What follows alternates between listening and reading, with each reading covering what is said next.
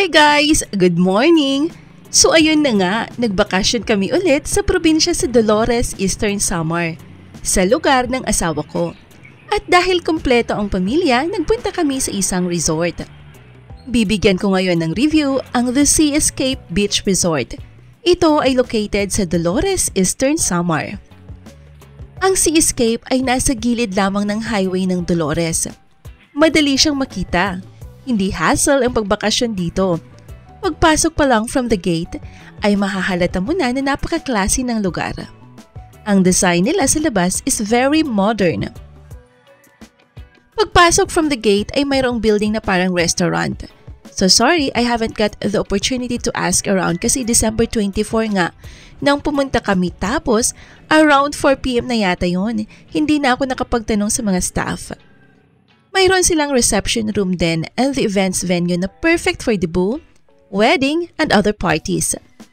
Sa labas pa lang ay makikita mo na pinag-isipan talaga nila ang lugar ng maigi. Well-lighted and decorated ang place kahit yung reception hall nila ay sobrang ganda. May mga area din sila that will serve as a photo booth na rin for the party. Pagpasok mo sa venue place nila ay parang kang nag-rent ng isang plush na hotel. Though hindi ako masyadong pumasok dahil walang tao, sinilip ko lang ang venue place at na-amaze ako sa sobrang ganda at elegante nito.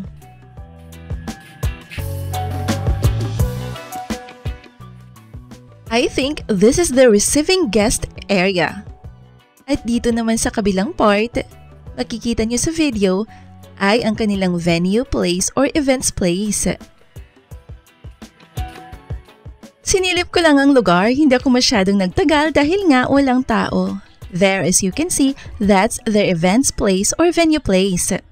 Diba ang ganda?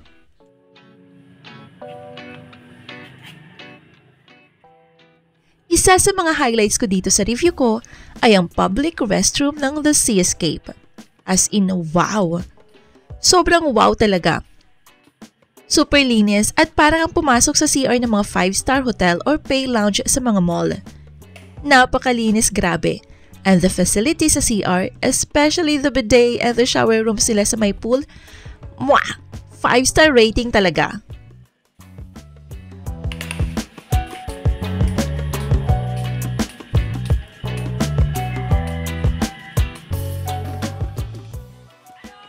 Bago pa lang ang resort na ito, siguro hindi pa nag 2 years na operational.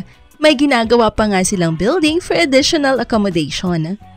Malawak ang The Seascape, around 2 hectares ang occupied nila. Ngayon naman, ang bibigyan ko ng review ay ang kanilang mga pools. Mayroon silang 2 adult pool at 2 kiddie pool at jacuzzi.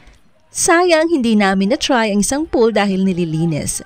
At ang jacuzzi naman ay hindi kami nag-request na buksan dahil kaming family lang talaga ang nandun. Medyo nahiya na rin kami. Sa kiddie pool, eksakto lang ang height, around 2 feet. Hindi nakakatakot para sa mga bata. At sa isang adult pool na na-try namin ay ang pinakamalalim niya ay 5 feet. Kaya naman, kahit hindi ka marunong lumangoy, dapat nga lang ang height mo ay 5 feet pataas. May slide sila sa mga adult pool which is super nakakatuwa. Malinis din ang pool nila. Malakas ang filter kaya hindi ka mandidiri na maglublob at maligo. Yun nga lang dahil December, medyo malamig ang klima at December 24 pa that time.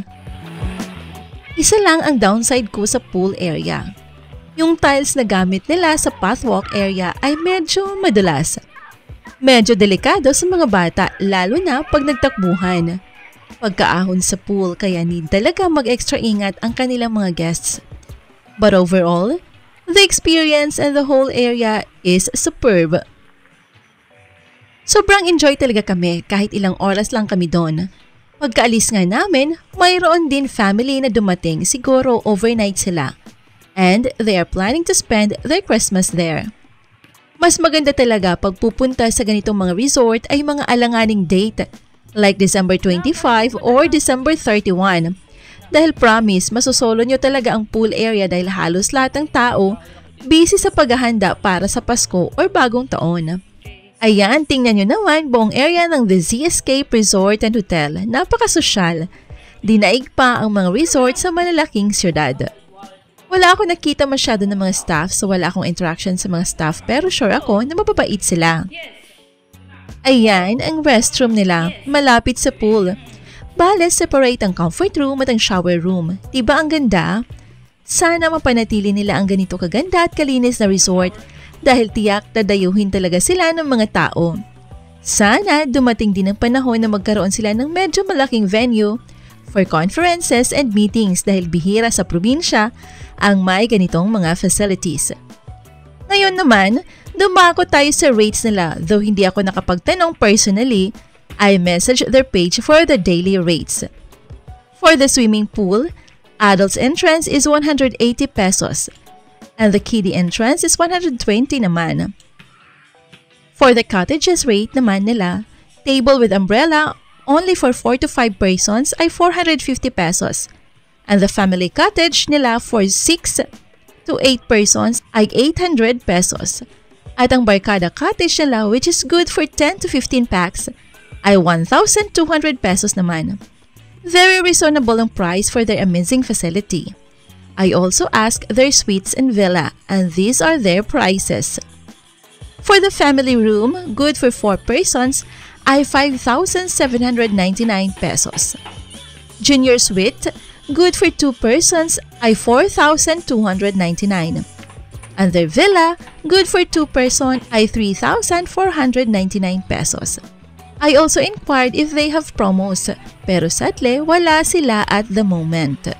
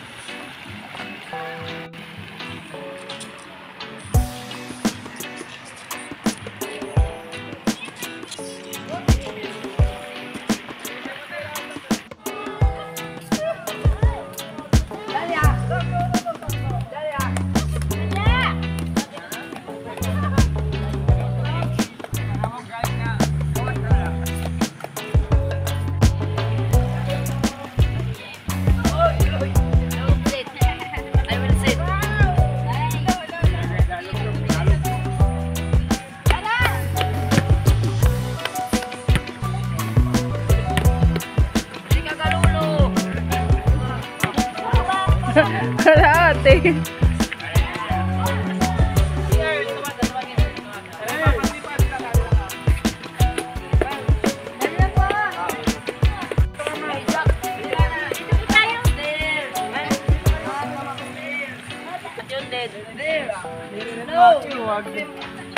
Eh, baka de. Dito tayo na.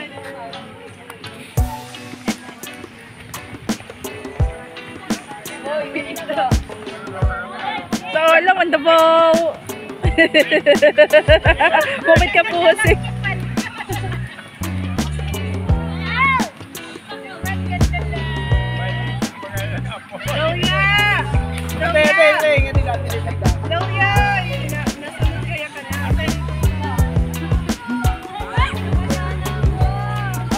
Didiak na ato ba? Okay, 1, 2, 3.